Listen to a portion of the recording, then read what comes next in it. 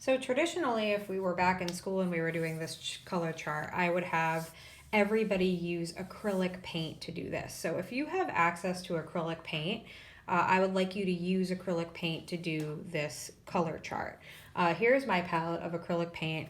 Now, this is a palette that I already had set up from previously. It has a lid and I like to chuck it in my bag and always have it with me in case I'm like at the beach or a park and I want to do a landscape painting. I'm a nerd. So it has more colors than I would really need to do this chart. All I would need to do this chart would be this primary looking blue here, this red, this yellow, black, black, and white. So there's a brown here, there's another type of blue here called cerulean blue. I'm not going to even touch those for this chart. I'm just going to focus on my three primaries, my black and my white, to do acrylic. Now, I had said that if you do not have access to acrylic, you could use some of the other color mediums that you have access to at home. Many of you did have watercolor for the last project, so if you're using watercolor and your set looks like this, you will use the red, this watercolor thing. I hope yours looks better than mine because mine is such a mess.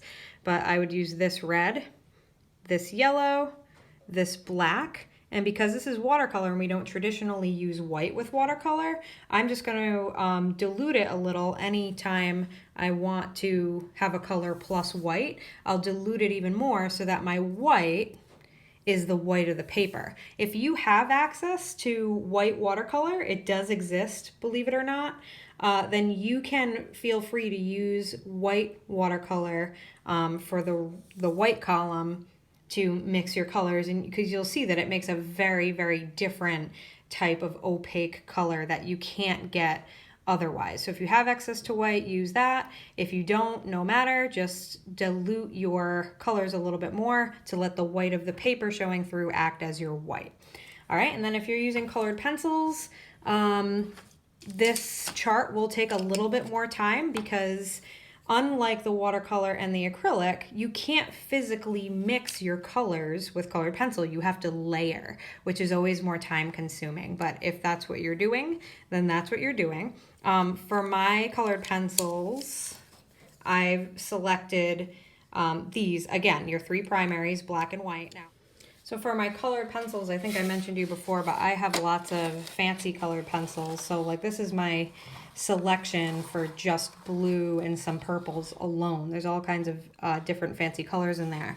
I don't want to go for the fancy versions or the alternate types of blue, for example. I want to try to go with like the most basic blue that you might find, say, on a color wheel. So this one is cobalt blue. I went with a carmine red, and I went with a lemon yellow. So these look like very, very basic, your basic primary colors.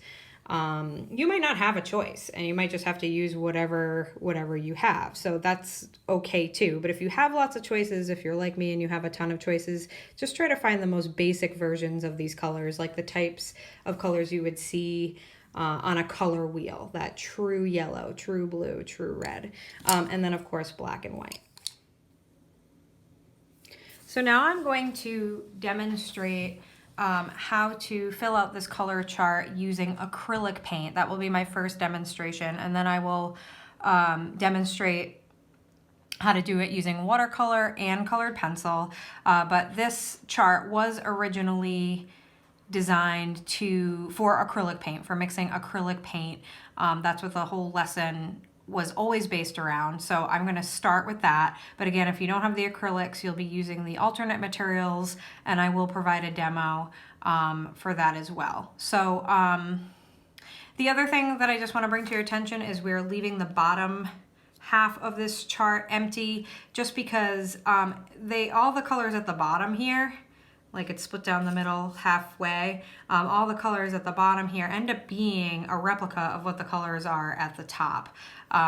So we'll just focus on the top, we'll leave this empty, And for my first color, I'm going to just choose one at random. Now you probably want to go one by one and start in the top left corner and work your way down, or start in this corner, work your way that way, however you want to do it. You probably wouldn't select a random one in the middle, but just for the purposes of showing you how to use the top and the sides as your coordinates, I'm just going to start with a random one. So let's start with this random one here.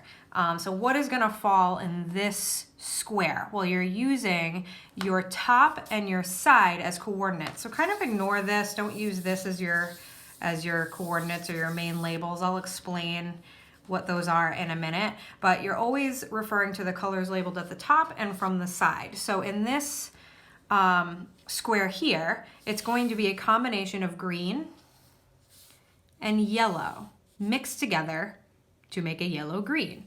All right, so just erase that. So I got the green from the top, I got the yellow from the side, they come together, and I will mix yellow and green and make a color there. Now I'm gonna do all my color mixing in my palette, not on my paper, a habit that I think everyone got into previously before we left for distance learning. So hopefully that comes naturally to you. Because I only have the 3 primaries, black and white, when it comes to something other than a primary color, like green, for example, I've got to mix that on my own. So it is a little bit time consuming. That's one reason why we're only doing half the chart, is because to mix all those colors from scratch does take a little bit of time. So I'm gonna first mix up a green, and I'm going to just try to make it the truest color of green that I possibly can, like the type of green that you would see on a color wheel. By the way, I reference the color wheel a lot. I'm noticing as I give this demonstration. So you might want to pull up a color wheel on your Chromebook so you can look at what true color wheel colors look like. This paint's a little bit dried up. There's some yellow in there. So mixing up a green. That looks like a good green. But then it says green plus yellow. So that's going to be a green that's more on the yellow side. So right now I have a regular green.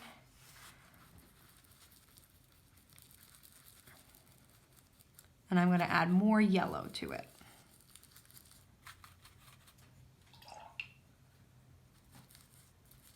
Of course, I didn't check what condition my paint was in, so I'm struggling over here. My yellow is like kind of dry, but not. So I'm trying to use what's here.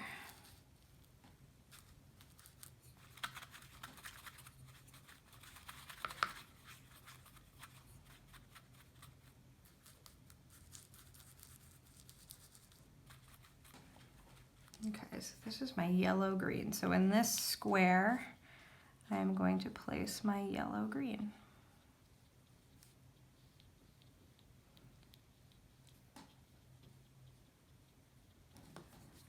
So a swatch can be anything. I just want it to take up the majority of the square. So if you want to make little circles, you can. Some people are going to painstakingly fill in the whole square perfectly with a color. That's okay too. I'm just going to make a basic swatch so that that color is truly represented in that square.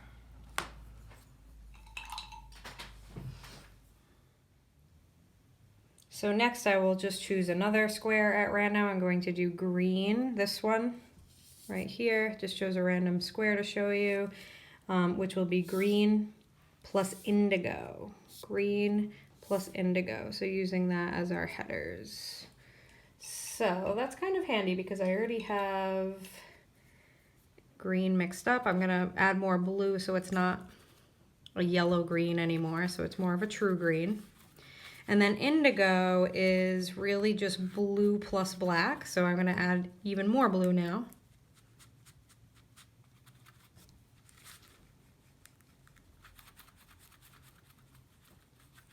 Which gave me a blue-green, but I haven't added the black yet.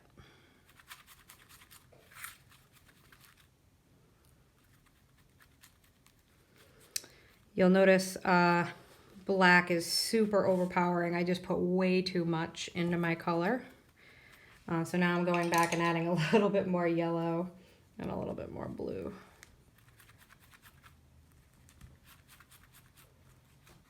Just so my square isn't completely black. Black is so dark that if you don't just add a pinch of it, it will just overtake the color and appear pretty much black.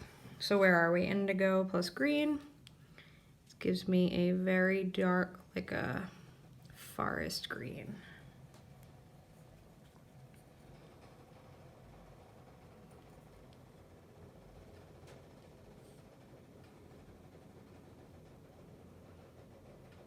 And for my last demonstration for acrylic paint, I'm gonna stay in the green family. I'll move over to, like, stay in the green row, but move over to the white column. And I'll do this and show you what that looks like. So this is where acrylic paint is different than watercolor. Because once you start adding white, you'll notice the variety of colors you can get when adding white. White adds opacity to a color. It makes a color opaque. We discussed that before when we first started with watercolor, which means it makes it so that you can't see through it. And even if you look at these colors that I have here, they don't have white in them. It's just green and then green plus indigo, but I mixed it up in a thicker way than I would with watercolor because it's acrylic paint, so it's meant to be used a little bit thicker. So you'll notice, especially after I do my watercolor demo, the way the acrylic paint swatches are going to look much more rich and vivid and opaque than your watercolor color swatch would. Okay, so here I'm doing green plus white in this square. This is everyone's favorite column because it makes, when you add white to a color, it makes it look like a pastel shade, which is not a shade is traditionally seen with watercolor, which is what we've been using up to this point. So I'm mixing my green, yellow plus blue, doing that first. So I just sort of go one color at a time. Now it says plus white, so adding white. I'm mixing the color, I'm taking it, you really can't see, my camera doesn't allow me to do a wide view here, but I'm mixing my colors thoroughly before adding them to the paper so that the color that I put down in the square is a true, very solid looking color. It doesn't have streaks of other colors in it, so that's what's taken so long over here. So it's similar to the green we made before, only that was a yellow green, so it has less yellow in it and it has white in it, so it's very, very opaque. So as you're going along here, you might be wondering, well, what's with this diagonal going across my grid here that also has the labels of RGB, Biv, black and white? That's basically where your true spectrum colors end up in your chart. So for example, we've been working with a lot of greens. Green here, this box is going to be green plus green, green plus green. So it's kind of redundant, but that's basically where the true colors end up. So go back to my regular green. A lot of people like to do that one first before all their true colors get mucked up. They like to just fill in this diagonal with the pure spectrum colors, while others just like to go one by one and mix the colors as they go and do it routinely like that. So that's a matter of preference, however you feel you want to do that. So here's my pure spectrum green, as close as I can get to just like your basic color wheel green.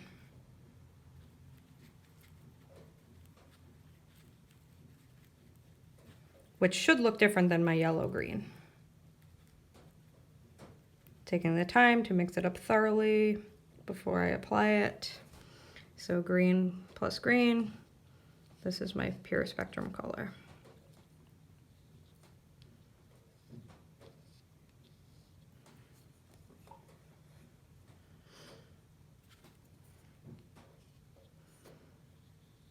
So much more on the bluer side than my yellow green, which makes sense because that's green with more yellow in it. And much lighter than my green mixed with indigo, which makes sense because indigo has black in it. And much darker than my green with white in it because it's got white in it. So you can see all different varieties of green here just from using the 3 primaries plus black and white. Again, I'm not applying this in a watery way. I'm letting it be a little bit thicker than I'm used to using like watercolor, right? With watercolor, we're used to adding a lot of water. If you're using acrylic paint for this assignment, don't use a lot of water. Try to get colors that are a little bit more on the thick side or the opaque side. So the other thing that is probably the most confusing about doing this color chart, this is a thing that students always get a little bit confused on, stumped on, is this top row. Don't get confused. So like it's just staying in the green family. If we look at green here, we know that this is not where the pure spectrum color is going to end up. The only place the pure spectrum colors will end up is down this diagonal. So what this one will be is green plus red. So again, we're looking at the top of the column and the very first one in the row to do this. So this one would be red plus green. This one would be yellow plus red, orange plus red, blue plus red. So everything in this row is going to be that color plus red because that's the header of our row. So I'll just do one more with acrylic as an example. Because we've been kind of sticking with green, I'll just stick with green on this one. So I'll make a green plus my red. I think you guys know what that will make since we talked a lot about what happens when you mix complements together before we left. So I'm hoping you're predicting what it's going to look like before I even lay it in here. So I made my green. Now I'm thoroughly mixing in some red.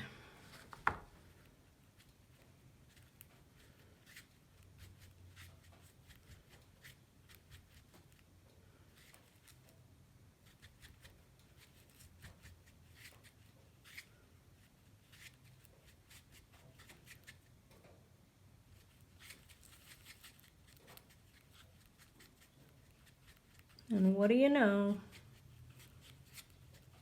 It looks brown. Mixing 2 complements together in equal amounts makes brown. But you'll notice as you mix other complements together, they make different types of browns. So this one is a very warm brown because it's got that red in it. It's half red. So that makes a very warm brown. You'll see blue and orange when you combine those 2 things. That'll end up here. That'll be a very different type of a brown. Probably be a cooler brown. Hope you guys can see this in my camera. Okay, next I'm going to demo how to do this chart using watercolor. Like I said before, number 1 choice for this is to use acrylic paint. If all you have is watercolor, then that would be your next best option for doing this color mixing exercise. So I've got my watercolors here, just following along with what I've been doing. I'll choose another random box. So let's say yellow. Let's do this one. Get out of the green family here and do a mix of yellow because that's at the top of my row, and orange, or sorry, mix that up. Yellow is at the top of my column. Orange is the header of my row. I always get columns and rows mixed up. So yellow plus orange is what's going to be here. Going to use my watercolors. Now my watercolor set has secondaries in it. If you decide you want to use the secondaries in your watercolor set, if you have them, I'll probably never know. But if you want to get the true optimal point of this assignment, use just your primaries with your black and white if you have it, okay? And I'll show you one for the white column that's what it's going to look like without the white. But so I'll do that in a minute. But for the best experience with this, for the true color mixing experience, use your primaries. If you want to go use your secondaries because you don't want it to take that long, I probably won't know. But it really is best to always use your primaries. So first it says make an orange. So orange is yellow plus red. So here I'm going to stay true to the assignment, and I am going to use only my primaries because I'm an art nerd and I love color mixing. So here's my orange. That looks pretty good. That looks like the type of orange that might be found on a color wheel. That looks a little too red. You'll see certain colors overpower other colors. Obviously red is going to tend to overpower the yellow because it's a darker color. So any of the dark tones are going to be stronger than your lighter tones. So bring this back. So that looks like a good orange to me. But then it's not just orange, it has yellow mixed in it. So now I'm going to yellow that up and try to add an equal amount of yellow, just eyeballing it. There's no way to truly know what's an equal amount of yellow. But if you know you're going for a yellow orange, like that's what it's supposed to look like, then that's a good thing to go for.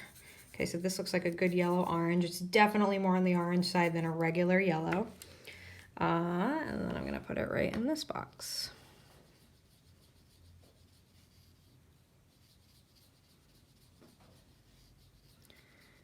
You can see the difference a little bit with the watercolor. It's a little bit more streaky because it is not an opaque or a thick color. So there's my yellow orange. And then I will skip for just one more demonstration with watercolor.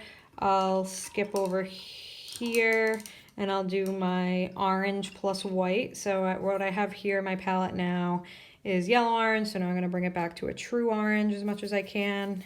So you can use existing colors and then modify them as you go. You don't have to start from scratch every time. So now I've got my orange, but I do not have white watercolor. Like I said before, if you have white watercolor, mix the white and see what happens with that. Even though the traditional way to use watercolor is to not use white. But I actually don't have white watercolor at my house. So I'm going to be doing this the way many of you will be. And instead of white, I'm just going to add more water to my orange so that the white of the paper shows through. And that's behaving as my white. So that's what my diluted orange looks like.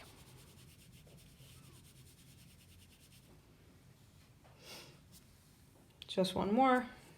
Orange plus black, since I already have the orange mixed up. Give you a chance to see what that looks like.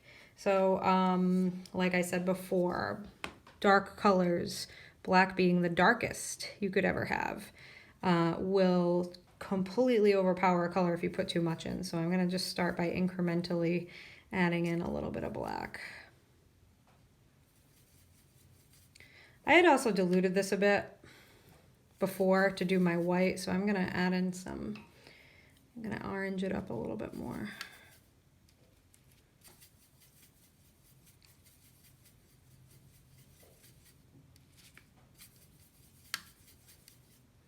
So orange plus a little bit of black. It's going to be like a burnt orange color. That looks about good. So this is for this one, orange plus black.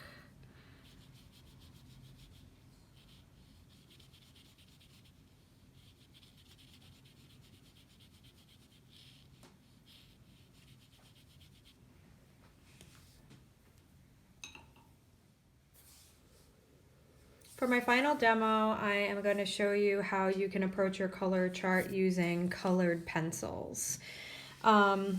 Just to make clear in case there's any confusion, I am not expecting you to make this chart with multimedia, with all different mediums like I'm doing. I'm just doing that for the purpose of demonstrating different mediums for students who might not have access to acrylic paint. So showing you all the different ways in this one chart. But if you're using acrylic paint, you should be using acrylic paint for the whole thing. If you're using colored pencil, same thing. You'd be using colored pencil for the whole chart, just to clear up any confusion on that. Also, if you are, I'm only demoing 3 ways: acrylic, watercolor, and colored pencil, but you might have another medium that you're using in yours. So say, for example, you're using another type of dry media like chalk pastel or oil pastel. Now, I would assume if you don't have access to colored pencil, you probably don't have access to those other mediums, but just in case that's the case, if the way you would use those other media, like other dry media like oil pastel or chalk pastel, maybe you have crayons and that's what you're using, you would use those materials in the same way I'm showing you how to use the colored pencils. So for those students, this is your demo to follow. It's going to be very similar in nature because it's going to require layering. The other thing that I just wanted to make clear, I didn't show you or talk about this before, I just kind of did it like in between making videos, but as I was mixing my colors with the watercolor and the acrylics, I was changing my water often because if I have like black in my water, for example, and then I went to go mix up one of these lighter shades, that would definitely affect my colors. So every so often, change your water, freshen up your water as you're painting if you're using paint for this. Okay, and then so just want to show colored pencils. Gotta sharpen up this red. So as I said, unlike with using paint, when you're using colored pencils, you cannot physically mix colors together like you can with paint, but you can give an optical illusion of color mixing by layering your colors and letting the layers show through one another. So I'm gonna demonstrate this now. And again, just gonna go for a random square here so you're getting the idea of the coordinates. So let's just say this square here, the colors that I'm going to mix to portray the color in this square will be yellow plus violet. Again, I only have my 3 primary colors, so I'll need blue and red to make my purple or my violet, and just plain old yellow. And what I would advise is when you're mixing colors with colored pencils and you're starting with a layer, always start with the lighter color first. If you start with the darker color like the violet, it's going to be harder and more of a struggle to get that yellow to really show. So I'm going to start with yellow because that's my lightest color, and then I'm going to layer the violet over it. Get comfortable here. So I'm going to start with 1 layer of yellow, and I'm not pressing down so hard that the surface becomes waxy. So if I were to press down super hard like this, where it's like really, really yellow, really bright, and I press down really hard so the surface is waxy, that would make it difficult to layer another color over it. So I'm pressing down with medium pressure, and then gonna start with my violet. So I'm going to go to the next lightest color. So stepping down to the darkest color is always how I teach colored pencil. So yellow, then the next darkest would be red. My darkest color would be blue in this scenario. It's gonna be different for every scenario. So next I'll do my red to start mixing my violet over that. And notice how I'm going in an opposite direction with each layer.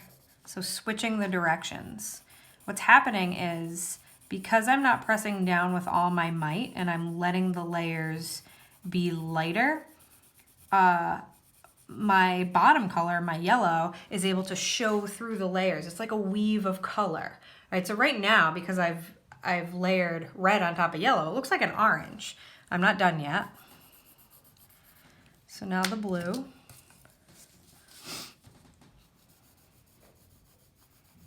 I know from all my time of color mixing that yellow plus violet will make a brown. So I'm keeping that in my mind, but I'm not getting too bogged down with what it's supposed to look like. I'm just mixing the colors that the header of my column and the header of my row tell me to mix. So multiple layers, but keeping it light so we're not building up any kind of a waxy surface. Gonna go back in with my red again because a little bit of that got lost. The more layers I add, the darker the color will get.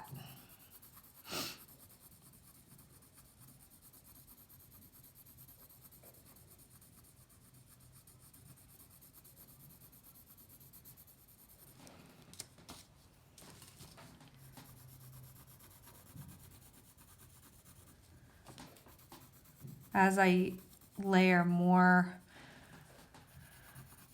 yellow and blue, blue and red rather, I'm starting to lose my yellow. So I am gonna hit this with final layer of yellow, just so it's in the mix. Yellow is lightest, so it will be easily dominated by the other colors. Sometimes, just to make up for that, I give an extra layer in there.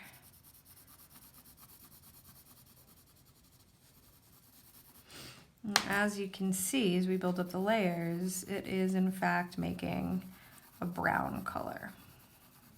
Has a completely different effect than paint does. But if you were making a color drawing of something, this is exactly how you would mix your colors and match your colors to reality, is just adding layers. The more you layer, the more vibrant the color will be. I'll give you an up close view of that. So that is my violet or my purple and yellow combination. For my next one, I'll just show you this one, which would be yellow plus white. Again, out of the two, white is obviously the lightest. Yellow is the next darkest. So I am actually going to physically add the white first because that'll make a difference in my color.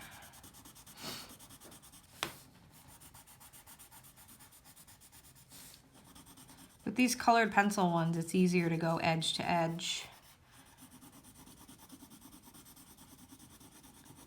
than it is with the paint, especially depending on how big your brush is. But so there's my white. You can see it's a little bit different than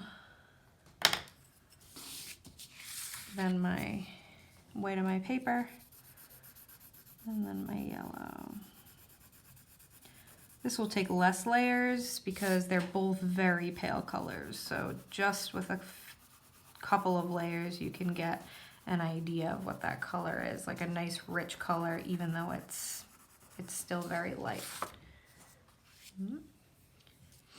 And that is it.